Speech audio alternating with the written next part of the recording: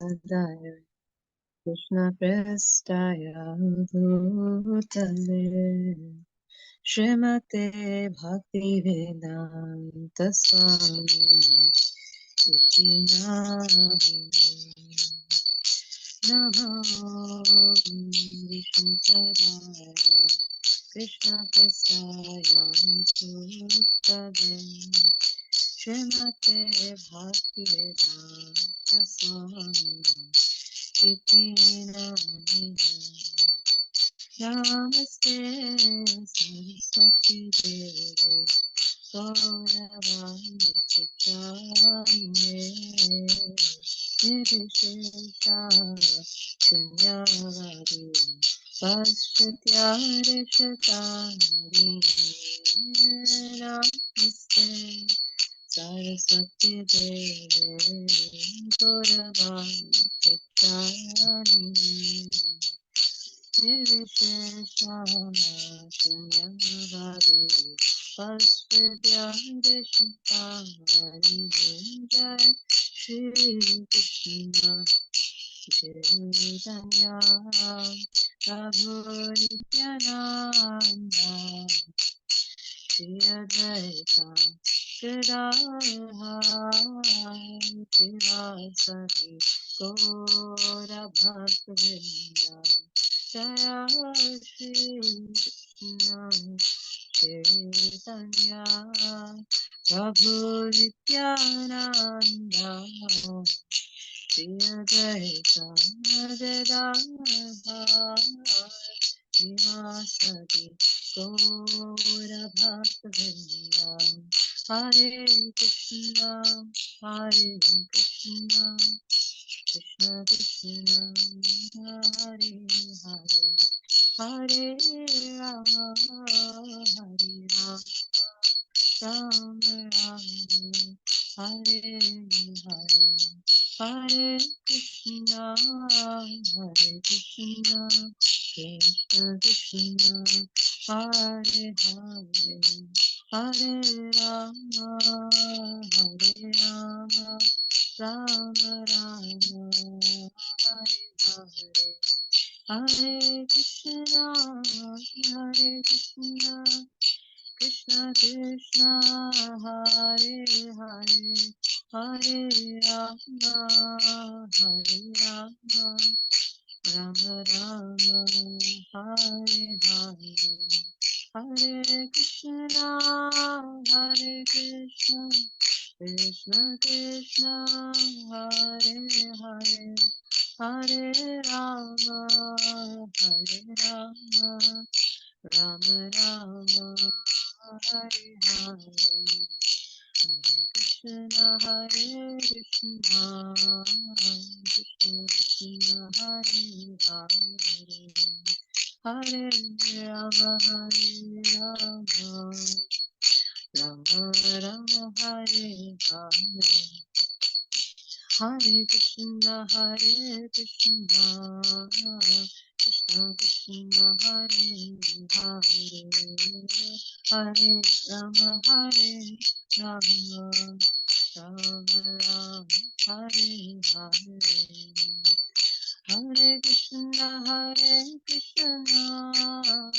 Krishna Krishna Hare Hare Hare Rama Hare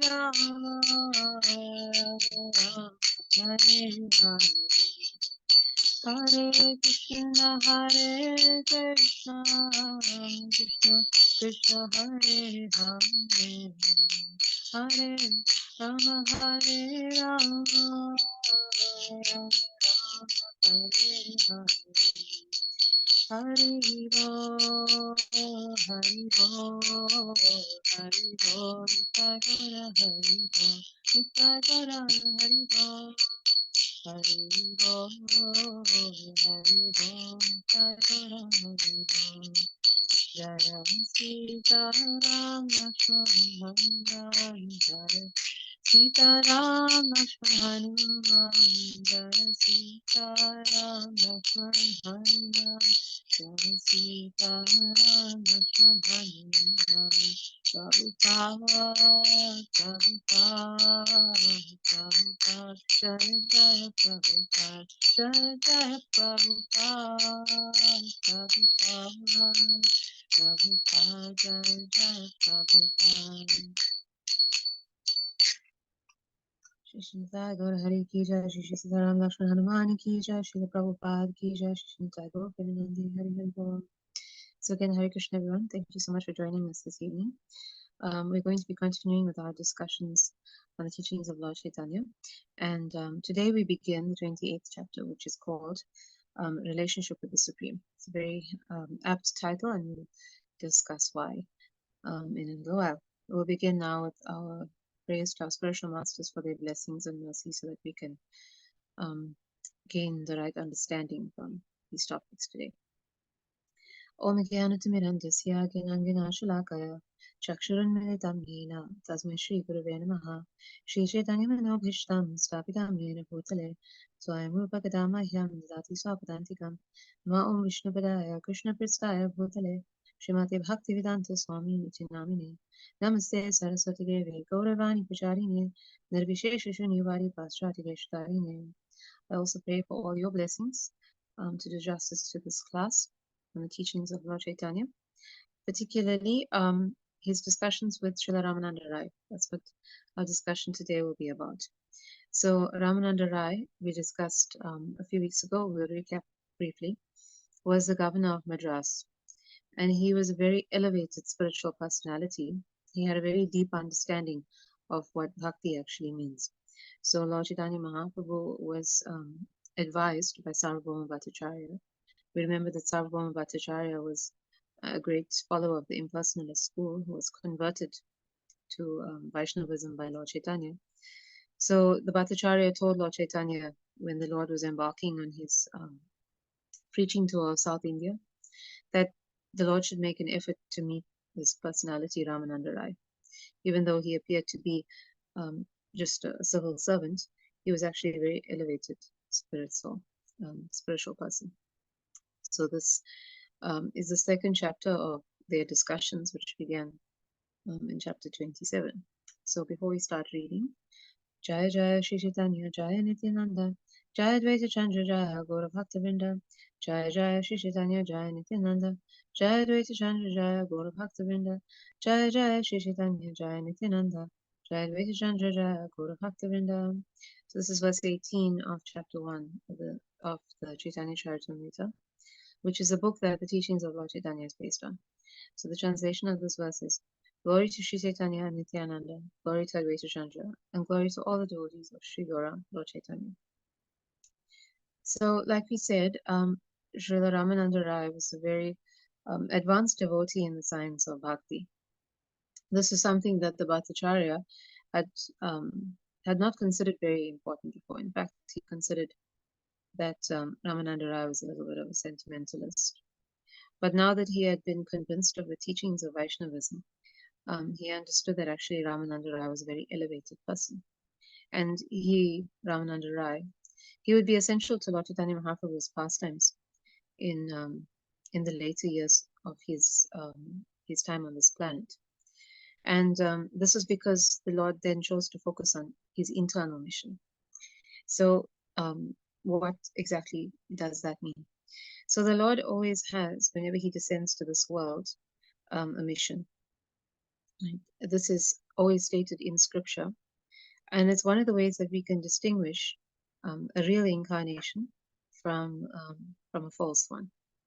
The real incarnation will be mentioned expressly in scripture. Lord Chaitanya Mahaprabhu, even though a hidden incarnation is mentioned so many different times in the scriptures, in the Vedas themselves, in the Upanishads, in the Puranas, as well as many of the other important supporting literatures. And his mission is also mentioned, that he will spread the chanting of the holy names. However, this was only his external mission. He also had an internal mission, and this we know about from Krishna's Kaviraj Goswami. Right? We said that he wrote the Chaitanya Charitamrita, one of the Lord's authorized biographies. And Chaitanya Charitamrita states that the Lord had three objectives that were internal objectives, besides his external mission to spread the chanting of the holy names. So those three internal objectives were desiring to understand the glory of Radharani's love. That's the first one.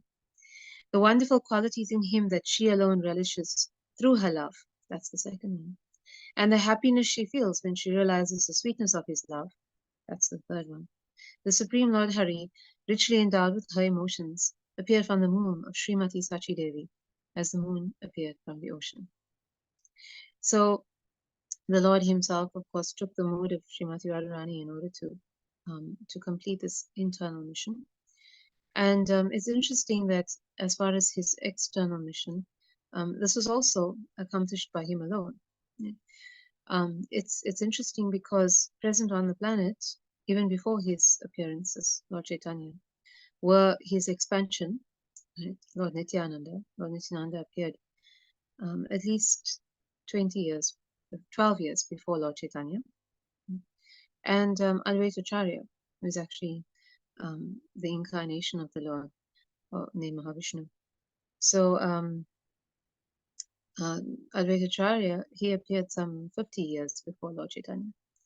So although the Lord's incarnation and expansion were present on this earth, and his holy names have been present since the beginning of time, and the holy names are not a new process for deliverance, but what Lord Chaitanya Mahaprabhu is coming to do is establish them as the Yoga Dharma. So even though the holy names are present and the Lord's incarnations and expansions are present, still he was needed to perform this mission of establishing the Yoga Dharma, the way to attain deliverance in this age through the chanting. And there are many other instances where there were pastimes, activities, and qualities, things that only the Lord could display that were necessary in his mission. And we'll take Lord Ram and Lord Lakshman, since their divine appearance is next week. They were necessary in their very special and wonderful incarnations on this planet to specifically kill the demons Ravan and Indrajit. Right? There was no one else who could accomplish it besides these two lords, Ram and Lakshman. So how do we understand that? Well, the unique thing about demons is they're always trying to get out of dying. Right? They're always trying to cheat death because they feel that if they attain this immortality, then it will allow them to act with impunity against the Supreme Lord. Right? So mostly they try to attain benedictions. They perform austerities, penances, very severe ones, which will attract the attention of one of the devatas, particularly Lord Brahma and Lord Shiva, who are powerful enough personalities to grant the demons benedictions. And one of the first things they tend to ask for is immortality. They don't understand that even the devatas are subject to death. So usually they can't get immortality directly. So they ask for it indirectly. So Ravan, when he asked or tried to attain immortality, he asked that he wouldn't be killed by any other being, celestial being, animal, and so on. But because he was so arrogant, he didn't feel that he had anything to fear from human beings. So he didn't ask in particular for protection from being killed by a human. He felt that humans were beneath him. And so we see that when Lord Ram appeared, although of course there were many instances of his divinity being revealed, he acted completely as a human being. Sometimes in ways that were quite bewildering to us, and therefore people speculate a lot, very foolishly and unnecessarily, about his activities. But the Lord acted for all intents and purposes as a human, following the codes of morality of humans. Hence, he took it upon himself to go to the forest and carry out the benedictions that his father had given to his stepmother, and so many other things. Right? He appeared to be bewildered when Sita was kidnapped, and he needed the assistance of the monkeys, even though he was always the supreme personality of Godhead. So he had to be a human, basically, in order to kill Ravan, to fulfill that condition of the benediction that he had. And what about Indrajit? Indrajit, or Meghnad, was a very powerful son of Ravan. And this demon, his benediction was that he could not be killed except by the one who had not slept for 14 years. And we can see how that would make him almost immortal, because there's no being in creation that wouldn't have slept for 14 years, except for Lakshman. And how this happened is very interesting. So Lakshman followed Ram to the forest when Ram was exiled, because he wanted to serve Ram. In particular, Sita Devi was also insistent on going with Lord Ram to the forest. So Lakshman felt that he would be needed in order to take care of them. He was so accustomed to serving them that his life didn't feel meaningful if he stayed behind in Ayodhya. So when he followed them to the forest, it is said that on his first night there, he intended to stand guard over them while they slept. The forest is a very dangerous place, particularly from demons.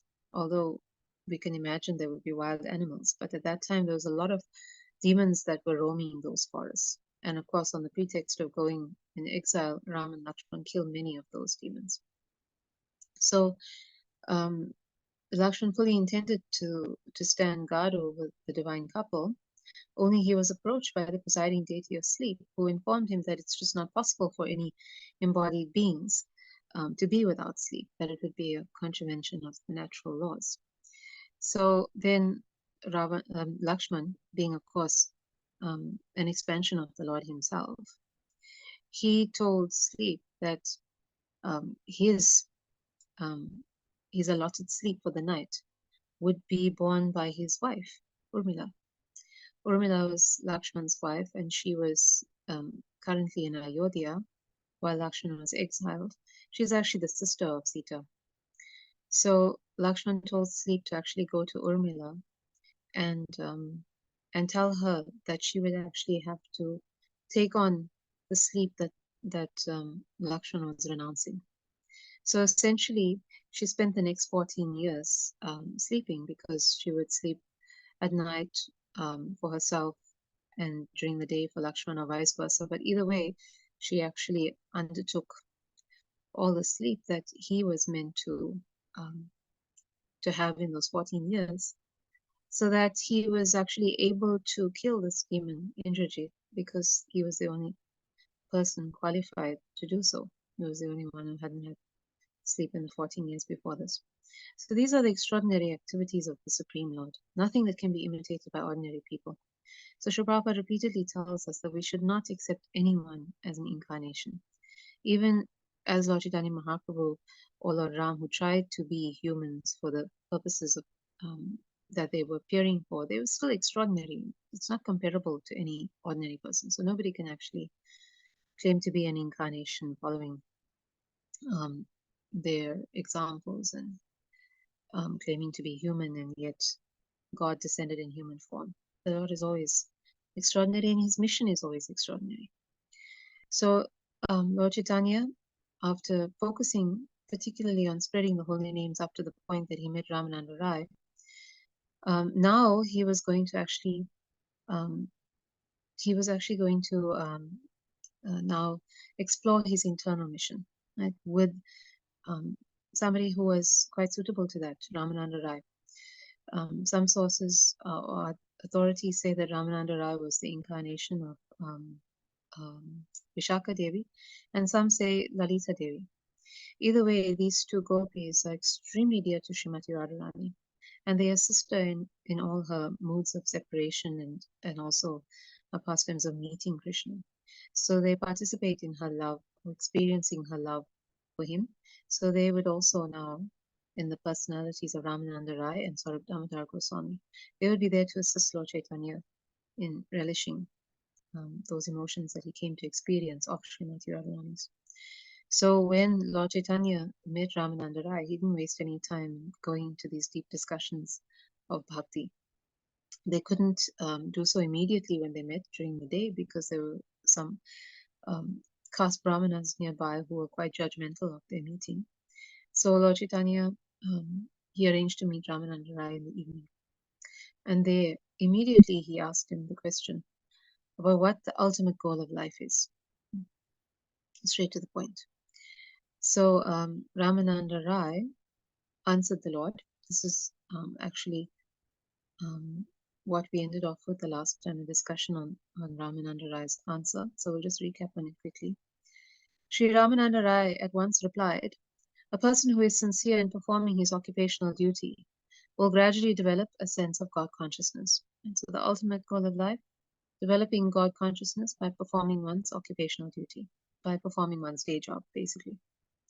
In this connection, he quoted a verse from the Vishnu Purana 389, which states that one worships the Supreme Lord by following the principles of one's occupational duty, and that there is no alternative for satisfying him. The purport is that human life is meant for understanding one's relationship with the Supreme Lord and acting in that relationship.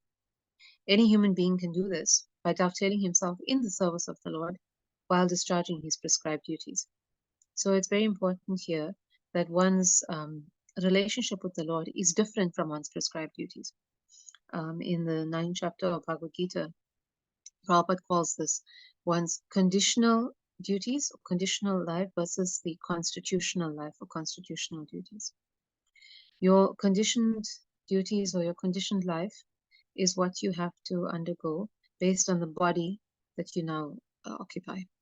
So it's something you conditioned to doing, right, because of the life that you've been born into. It's a condition imposed on us. It's not something that is natural to us. But the constitutional position, that which we are constituted of in our soul, that's our relationship with Krishna. And that relationship, we currently do not have an understanding because we're not yet on the soul level. We're still on the level of the body. So we're acting according to all our conditional duties, duties that have been given to us by these bodies that we're inhabiting. But through the process of devotional service, we uncover the constitutional duties. That is actually why we engage in devotional service. So the point is that through engaging in our conditional duties, our duties of these bodies, we can actually engage in devotional service alongside, or we can actually turn those duties into devotional service. And this way we can awaken our relationship, our constitutional nature. For this purpose, human society is divided into 4 classes: the intellectuals, the brahmanas, the administrators, or kshatriyas, the merchants, vaishyas, and the laborers, shudras. So then we went into a discussion about how this is actually possible, that we can make spiritual advancement through our ordinary duties. This is actually done by sacrificing the results of work to Krishna. This is what he explains to Arjuna in the Bhagavad Gita. The problem is that the actual sacrifice of those results is sort of what's missing from our understanding of duty today. We only think, or we're only taught by religion, that we just need to do our duties nicely. Basically, the moral side of it is emphasized quite a bit. And then we're entitled to enjoy what we get out of that duty. And there isn't much emphasis or any emphasis in actually dedicating all of the results of that work to God. It's almost like God is sort of taken out of the equation, except, of course, perhaps that we pray to him if we need something related to work or from work and so on. There are some teachings across all religions about giving some charity, giving some results of our work away, but it's not always emphasized that this should be done to God or for God. It's more emphasized that it should be done perhaps in a social way, feeding the poor, helping the sick, and so on. And although that is considered noble, it's not exactly considered spiritual. Srila Prabhupada explains why. It's because all these activities are motivated by some kind of satisfaction that we get. It's done because we either enjoy it in some way, or maybe even a section of our own population or religious group or someone is benefiting. So in that way, there is some vested interest. And as long as there's that interest that we have, or some personal involvement or some personal enjoyment, then it's on the level of any other kind of enjoyment, effectively. It's not as selfish as some of those kinds of enjoyment, but it's still an extended sense gratification, Srila Prabhupada calls it. So it means it's still an activity of this world, because spiritual activities are completely unselfish, completely done for a spiritual purpose. So even things that are meant to be of a spiritual nature, like what people would think of like yoga, like study of the scripture, like rituals. Actually, rituals are performed a lot more than even the yoga and the study of the Vedas these days. But still, all of these things are not done really with the purpose of achieving God. It's not. It's almost like God is sort of detached um, from these processes. There's a lot of things that people do speak about enlightenment, about realizing the divine within, but actually achieving God, achieving a relationship with God, achieving an abode where we will associate with God. These things are not really spoken about very much, and it's a consequence of the times that we're in, where the impersonal aspect of God is light, or God is the formless. This is emphasized more. There's many reasons, some of them social, some of them political, some of them um, that were perhaps even aimed at creating some kind of unity by emphasizing a formless God across the board. This may have been there, and therefore these ideas that God doesn't have a form, these became prominent.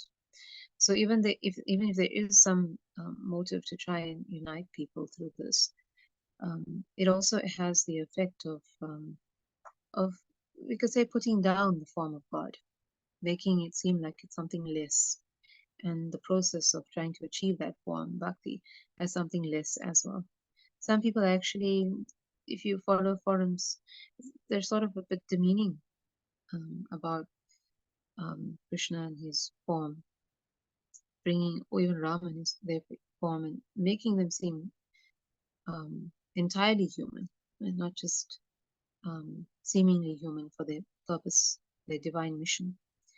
And in that way, they denigrate God, they denigrate Ram, they denigrate Krishna. And this is very offensive. This leads to actually accumulating a lot of terrible karma for such people.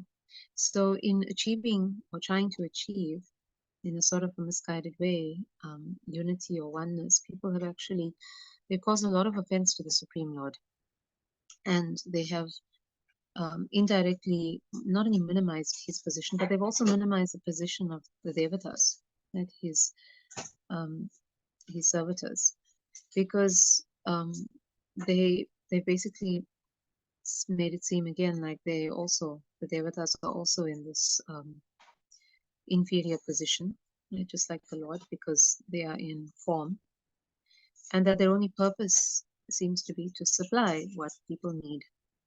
And their only importance to a lot of practitioners is almost just as a role that they may take, either supplying education, supplying wealth, or supplying something or the other. And there's no real emphasis on them as persons, right? As people to respect outside of what they can give us. So this doesn't create a very nice relationship. Actually, there's practically no relationship there at all. It's literally something like supply and demand. And if the supply is not there, then people get upset, and it's very easy then to give up one's beliefs and change to another. And the faith is not strong. Actually, there's almost no question of faith there, because one is simply just praying to the personalities for what they want, and not even believing in them as supreme, right? Thinking that eventually even the form is an illusion. These personalities and forms are illusion. The devatas, Krishna, Ram, that it's all just for the light. And so we can see the problem here. So these beliefs then, they water down our understanding of God. They water down our understanding of God as a person, and certainly of the importance of us cultivating our relationship with Him. So we can see that Lord Chaitanya Mahaprabhu then rejects these ideas that come out of this thinking that if we just do work just to enjoy in the end, right, and we do some rituals for this personality, a devata or someone, we just do it so that we can get something in return. This is actually a very impersonal way of executing religion. Right? It becomes disrespectful, like we said, just just a situation of supply and demand. And Lord Chaitanya Mahaprabhu, he rejects this outright. Right? So when we may ask ourselves then, if that's the case, why did Ramananda Rai even mention it in the first place? Why did he mention that one could engage in work and eventually come to the point of being more unselfish and giving some of those fruits, if not all those fruits, to God? Why would he even mention it if, in the beginning it's a little bit, well, self-centered? So the answer is because this is actually the starting point of many people on the path towards God realization. Not everybody is ready to hear about God directly and how we can develop a relationship with Him. Many people are just on the understanding of how one needs to earn a living from day to day, how one needs to have those demands of the body met, right? Whether those are the greater demands of sunlight, air, water, like that, or whether it's money and all the things that one can get through it. Basically, this may be the only way that anyone would actually approach God, in the system of ritual and sacrificing something for it so that they would get something in return. Right? In those days, it was yagya that would bring rains. The rains would grow grains, so people would eat, become nourished like that. So it starts off like that. And then eventually, if people are very sincere, then they actually get spiritual understanding, and they will be able to go deeper into what religion is about, what it's actually meant to achieve, and hopefully actually come to that unselfish relationship with God that we're all meant to eventually get in the end. But there's a starting point for everyone, and the starting point is usually here, performing our duties that we have to perform for these bodies to be maintained, and allowing that to build up into our relationship with God. So this is how Ramananda Rai starts answering as well, from the perspective of those who do think that the goal of life is just to work hard, get the fruits of work, and enjoy it, and sometimes maybe give some charity, do something for a spiritual cause, and enjoy themselves also like that. So what does Lord Chaitanya say about it? Lord Chaitanya rejected the statements cited by Ramananda Rai from the Vishnu Purana, the statement that we just read about how one performs one's duties as the highest goal, because the Lord wished to reject a class of philosophers known as Mimamsakas. The followers of Karma Mimamsa philosophy teach that God is subject to one's work. Their conclusion is that if one works nicely, God is bound to give results. So these Mimamsakas, they're following a philosophy called Karma Mimamsa. And so this is one of the 6 main philosophical systems of India, and we discussed this a few months ago in brief. And we'll just recap that this is a particular philosophy that teaches that all we need to do as human beings is perform our work, right? Our occupational duties, our careers, our jobs, whichever it is that earns us a living. And because of our activities, our honest activities in that work, then the Supreme Being, whoever that Supreme Being is, there's no emphasis on that being as a person, but that Supreme Force in the universe will give us whatever we have earned through our work. That's the philosophy of Karma Mimamsa, and karma, of course, meaning work. So through work, we attain whatever we need. It's almost as if that personality in the sky, or that Supreme God, is just bound by our work or our activities. He or she doesn't have a say as to whether they want to give us or will give us what we need. As long as we do the work, the result must follow. We must get the result of that activities. So this is also related to what we discussed earlier, when we think that work is the important thing. Work is the real factor, because it means this Supreme Person really doesn't have much of a will. They just have to give us what we've worked for. And it's again another impersonal way of thinking. And it's almost like that Supreme Person is just a machine. Basically, you put in something and you get an output. That you put in work and you get the karma. as a result. Right? So it doesn't, this Karma Mimamsa philosophy also doesn't place any emphasis on the personality of God, or God having any personality at all. And this is why Lord Chaitanya Mahaprabhu is rejecting it, because again, it comes to the point where it's all about what we get from this person, or what we get from the Supreme. And if we don't get what we want, then we reject him or her. Right? There's no actual cultivation of good qualities. Where do we get the opportunity to learn goodness and unselfishness and grace, right? And tolerance or patience for that matter? Because it's all about what we're going to get. And when we don't get it, then we're naturally not very happy about it. Like we said, the trend is then to change faith, change belief, change religion. And that's what this kind of thinking encourages in people. So there's a very important pastime of Krishna's, the lifting of Govardhan Hill, which also brings up these points. Because the people of Vrindavan, they wanted to do a special sacrifice, a worship of Lord Indra, the god who supplies rain. And when they were preparing for the sacrifice, then Krishna, he was about 7 years old. So he approached his father and he wanted to know what Nanda Maharaj and the older cowherd men were doing. So when they explained to Krishna that actually this is what we do, Indra supplies us with rain, so we perform the sacrifice for him. It becomes like a karma mimamsa transaction. We perform a sacrifice for Indra. By this sacrifice, he is bound to give us the rainfall.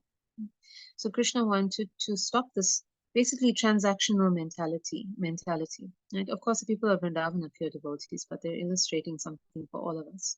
That when we behave like this, again in a transactional way, then it becomes devoid of any genuine feeling, any emotion, any loyalty, right? Because it's all about what we get. Just like any government servant, they're not supplying whatever we need out of the goodness of their heart. They're doing it because they're getting paid. Right? When they don't get paid, they won't do it. We're all aware of that. We don't take our politicians very seriously because we know that they're only acting on our behalf because they're getting paid for it, or because there's some incentive, and that they wouldn't be civil servants, right, if they weren't getting that. Yeah. So in that way as well, we can have this attitude towards the gods. Actually, this is what's prevalent right now, and that we don't have that kind of respect because we think that they're just doing what they need to do. And if they don't give us what we want again, we will reject them. Just like we reject any politician, vote for somebody else if they don't give us what we want. Now, this is not a good thing for us spiritually, certainly not morally as well. And we know that the aim of religion is to help us to advance morally, and certainly spiritually, but at least morally. We should learn that these good qualities, right? The unselfishness, the development of spiritual relationships with people, even if we're not getting anything in return, right? Particularly with the Supreme Lord. So Krishna then directed the residents of Vrindavan away from this kind of transactional worship towards the loving worship of Govardhan Hill, because Govardhan Hill, a transcendental personality, was residing there in the form of a mountain in Vrindavan and supplying everything to the people of Vrindavan without any transaction. Right? He wasn't getting anything in return besides the satisfaction of serving them. So all day, every day, he was there supplying all the water that they needed for the cows and for themselves, all the soft grasses that the cows would eat, places for the cows and the people, especially Krishna's cowherd boys and girls, to rest, to play in the caves. He was also supplying jewels, minerals, all these things were found in his caves in the mountain. Fruits, vegetables, roots, basically everything that they needed in order to maintain themselves and the cows. But again, with nothing in return. Right? The people were not worshipping Govardhan. They were not offering him anything like they were to Indra. Govardhan was just lovingly giving them everything. So Krishna told them, rather reciprocate this love with your own love, right? With worship in love, very different from ritualistic worship. worship that's done just to say thank you to Govardhan, just to develop your relationship with him, right? Which, of course, he reciprocated because Govardhan actually took a form. Right? He took a form that they could perceive, and he ate all their offerings literally, right, in front of them, just to show them that he's a person. So this is the aim of spiritual life, where we actually develop a relationship with God, because eventually we want to attain his kingdom. And what will we do in his kingdom? We'll have a relationship with him. That's what we do wherever we live, right? We develop relationships with people, even animals, with the place. Right? We do that in the material world as a perverted reflection of what goes on in the spiritual world. So we need to be building ourselves into that spiritual relationship. So this is how Krishna instructed the people of Vrindavan. And this is what Lord Chaitanya Mahaprabhu wants us to understand. It's not going to be supply and demand. This is not what the highest goal of religion is supposed to teach us. So he rejects this karma mimamsa, um, and and and we are coming to the point where um, Ramananda Rai will have to accept and give him another option that's higher than this. Thus, from the statement of the Vishnu Purana cited by Ramananda Rai, one might conclude that Vishnu, the Supreme Lord, has no independence, but is bound to award a certain kind of result to the worker. Such a dependent God becomes subject to the worshipper, who accepts the Supreme Lord as both impersonal and personal, as he wishes. Actually, the Karma Mimamsa philosophy stresses the impersonal feature of the Supreme Absolute Truth. Because Lord Chaitanya did not like such impersonalism, he rejected it. Right? He wants us to actually develop ourselves as at least good human beings, and then transcendentally good human beings, so that we can, transcendentally good beings, so that we can eventually develop our relationship with the Lord. And this supply and demand kind of relationship, it doesn't work very well for that kind of understanding. Tell me if you know something beyond this conception of the Supreme Absolute Truth, Lord Chaitanya said. And so beyond what? Beyond this conception of Karma Mimamsa. He wants Ramananda Rai to tell him something better. That this Karma Mimamsa is not the ultimate goal of religion. It's not although it's commonly taught now across all religions, it's not the way that we should actually be engaged. So what's better than that? Ramananda Rai understood the purpose of Lord Chaitanya. It's basically to build us up progressively, starting, we could say, at the lowest conception all the way to the highest conception of the goal of life. And after stating that it is better to give Krishna the results of fruitive activities, he quoted a verse from the Bhagavad Gita. So higher than just performing our duties to this impersonal idea of God, it's giving Krishna directly the results of our activities. And he quotes a verse from Bhagavad Gita, 9:27. Yad karoshi yad ashnasi yad jahoshi dadasi yad vasyasi konteya tat kurushvamad arpanam. And the translation is, O son of Kunti, whatever you do, whatever you eat, whatever you sacrifice, whatever you give away, and whatever austerity you undergo to achieve some goal, everything should be dedicated to my service. There's a similar passage in Srimad Bhagavatam, Canto 11, Chapter 2, Text 36, which states that one should submit everything, all the results of the fruitive activities one performs with body, speech, mind, senses, intelligence, soul, and modes of nature to the Supreme Personality of Godhead, Narayan. So this makes clear then that previously you just needed to give some of the results of what you, in the previous understanding, right, this Karma Mimamsa, you just basically gave some of the results to God. But now, and of course that God conception, Prabhupada says, could be impersonal or personal. But here Krishna is saying, you give everything to me, and whatever you have to do. So you have to work. So whatever you do, you have to eat, right, in the course of working. Whatever you eat, whatever you sacrifice, you will sacrifice something, right, for the upkeep of your family, so on. Whatever you give away, right, your charity, and whatever austerity you undergo. Everybody does some kind of austerity. Sometimes it's literal fasting from certain things. Sometimes it's austerities of mind. Right? We try to keep good thoughts. It's austerities of the body. Sometimes we may have to perform some physical austerity. Maybe we cut down on our sleep. There's so many different things that come under category of austerity. But whatever we do, we try and do it in a way that it's an offering to Krishna. And so it becomes more personal. So we've eliminated this impersonal idea of karma mimamsa, where it's just some force out there, personal or impersonal, who must just do what I, or supply what I want in relation to what I do. So it is a higher um, way of acting, right, where we actually acknowledge the personality of Godhead and we're trying to do things for Him.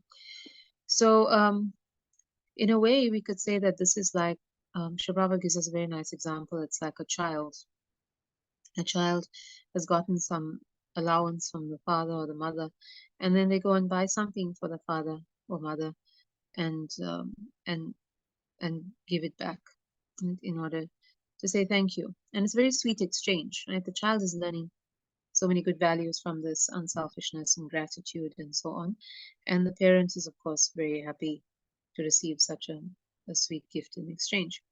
So we develop these good qualities as well by giving back to the Supreme Lord and giving back to Him, of course, directly. So some people may ask, why do we have to give directly to God? There's so many other ways we can do charity. We can do charity for people, for animals, for the oceans, and so on. And whereas that is true, we also understand that anything that's not done directly for Krishna brings us karma. And even if it's a good action which brings us good karma, that good karma is also bad. So how? In the next verse in Bhagavad Gita, we read 927. Now we'll read 928. Krishna says, in this way, that is by giving everything to Him, you will be free from bondage to work and its auspicious and inauspicious results. Shubha and Ashubha, auspicious and inauspicious. With your mind fixed on me in this principle of renunciation, you will be liberated and come to me. So basically what Krishna is saying is, only when you do things for me, does it not cause you any more karma. And karma means bondage to this world, even if it's good karma. For good karma, you'll still have to come back to this world and finish that good karma or experience that good karma. And Krishna doesn't want anyone to be left behind. This nature of this world cannot be changed because it is an existence away from Krishna. So it means it's away from His qualities. It is full of birth, death, old age, and disease. It's temporary, it's miserable, and it's full of ignorance. And there will always be three miseries in particular, Adityavic, Adhyatmic, and Adhibhautik. Our own body and mind will be causing us miseries. Other people will be causing us miseries, other beings as well. And even the devatas, the supernatural forces, will also cause us miseries. So ultimately, it means that even if we try to make the best of the situation, we will not be happy. So Krishna doesn't want us to stay here in this unhappy place. So He tells us, don't even create good karma for yourself, because good karma obliges you to stay here. It makes you bound to this world. You have to actually be free of karma. So in order to be freed of karma, He gives us the way. You have to do everything for Him, give everything away in His name. Whatever you eat, offer to Him, and all these activities being performed for Him will free us of karma. So interestingly, Lord Caitanya also rejected the second statement by saying, if you know something higher, state it. Okay, so this is going to be a very interesting discussion. So we'll save it for not next week, the following week, because next week is actually Ram Navami, so we will not have class then. But we'll see why Lord Chaitanya Mahaprabhu is very, very interesting. So we'll keep you in suspense for that. And then we'll understand why the Lord rejects this statement as well. Shri Shantai Gaura Hari Ki Jai, Shri Paramananda Rai Ki Jai, Shri Prabhupada Ki Jai. Are there any questions or comments on anything that we've discussed today?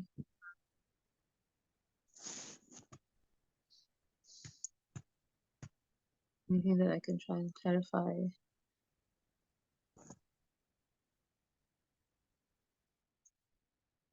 I hope it was all clear. It sounds a little technical, but basically this discussion is actually going to be building us up to the highest relationship that we can have with God. Right? That's why it's called the relationship with the Supreme. There's so many different relationships that we all have based on the level of understanding that we have.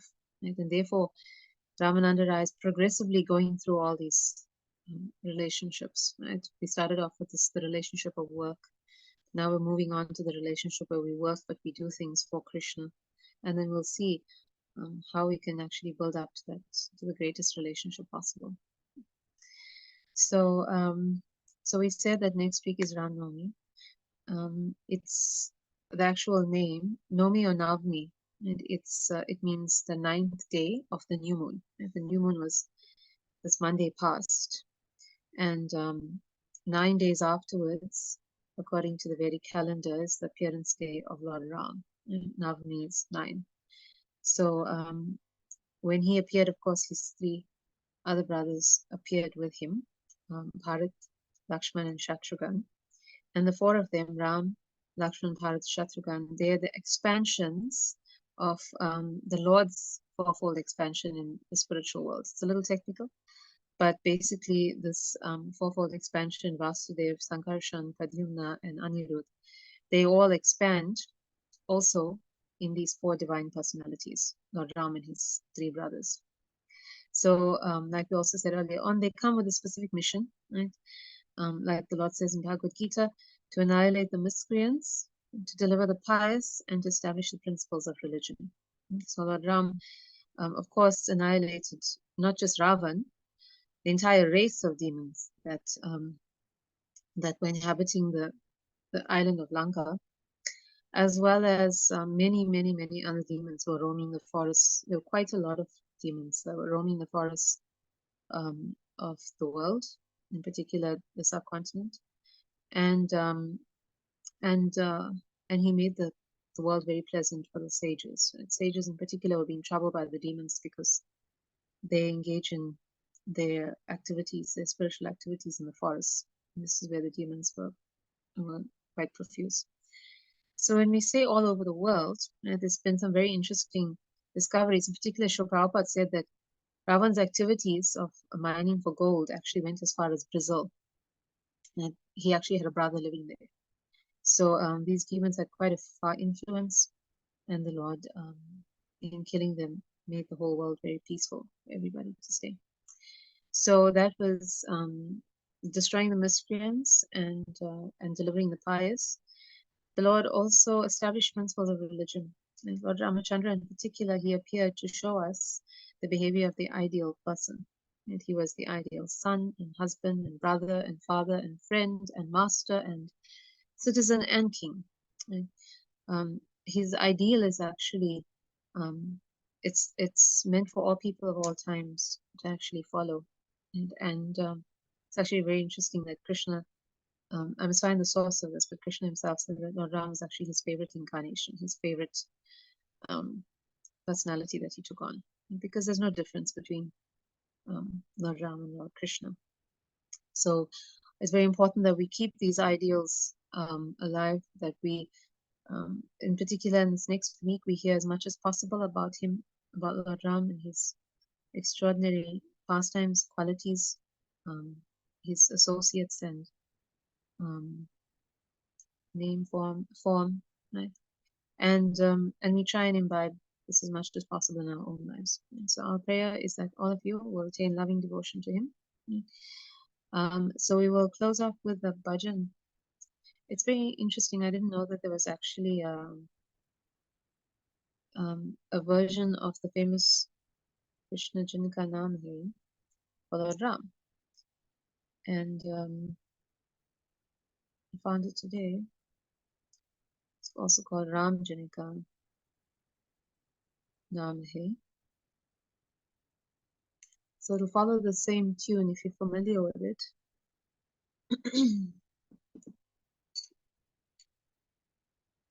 Ram Janika Naam Hai, Ayodhya Janika Dhaam Hai, Insa Shri Raghunath Ko Mere Bharambar Janam Hai.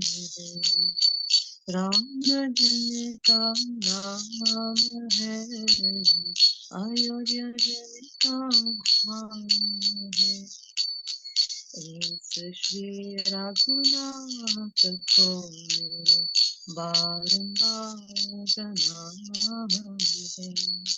Kaushalya जिनकी माता है, भाषरथ जिनका बाबा है, सती पानी भान को मेरे बारंबार नाम है। कौशल्या जिनकी माता है, दशरथ जिनका बाबा है, सती पानी भान को मेरे बारंबार नाम है। विश्वामित्र यज्ञ रखवारे, गौतम नारिया हल्यतारे, ऐसे करुणाधाम को मेरे बारंबार नाम है। विश्वामित्र यज्ञ रखवारे, गौतम नारी अहल्यातारे, इस करुणाधाम को मेरे बारंबार नाम है। राजा जनक पिता मिताए, सीता ब्याही अयोध्या लाए, इस सीतानाथ को मेरे बारंबार नाम है। राजा जनक के ताप मिटाए, सीता ब्याही अयोध्या लाए, इस सीतानाथ को मेरे बारंबार नाम है। वचन से विपिन सिधारे, संग जानकी लक्ष्मण प्यारे, शाबरी के प्रिय राम को मेरे बारंबार नाम है। सीता वचन से विपिन सिधारे, संग जानकी लक्ष्मण प्यारे, शाबरी के प्रिय राम को मेरे बारंबार नाम है।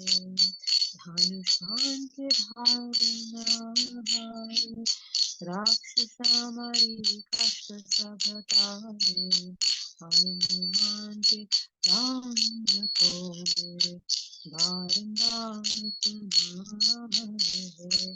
धनुष बाण के धारना हारे, राक्षस मारी कष्ट सब तारे, हनुमान के राम को मेरे बारंबार नाम है। राम जिनका नाम है, अयोध्या जिनका दाम है, ऐसे श्री रघुनाथ को मेरे बारंबार नाम है। राम जिनका नाम है, अयोध्या जिनका धाम है, ऐसे श्री रघुनाथ को मेरे बारंबार नाम है। बारंबार नाम है, बारंबार नाम है। So read the translation. He whose name is Ram and whose abode is Ayodhya, unto such the Lord of the Raghu dynasty I offer my most humble obeisances again and again. He whose mother is Kaushalya and whose father is Dasharath, unto such an abode of mercy I offer my humble obeisances again and again. Lord Ramachandra protected sage Vishwamitra's fire sacrifices, and from demons Subahu and Maricha. He redeemed Ahilya, sage Gautama's wife, from his curse. Unto such a merciful Lord I offer my humble obeisances again and again. Lord Ramachandra relieved King Janaka from his humiliation and miseries by marrying his daughter Sita. He accepted Sita as his wife and came back to Ayodhya. Unto the Lord of Sita Devi I offer my humble obeisances again and again. To honor the promise of his father to live in the forest for 14 years and abdicate the throne, Lord Ramachandra went with his wife Sita, Janaki, and his dear brother Lakshmana. Unto the dear Lord of Shabari, Lord Ramachandra, I offer my humble obeisances again and again. He is Lord Hari himself, adorned with a bow and arrows. He kills the demonic class of men, Rakshasas, thus redeeming them and relieving suffering in the world. To the life and soul of Hanuman, I offer my humble obeisances again and again.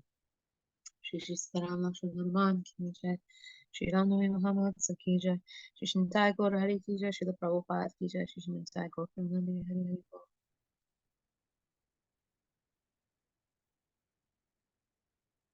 Okay, so again, thank you all so much for your kind attention. We hope that you have a wonderful Ramayan week and a blessed Ram Navami.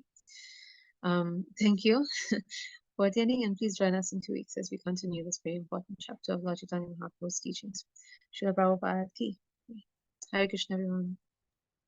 Hare Krishna.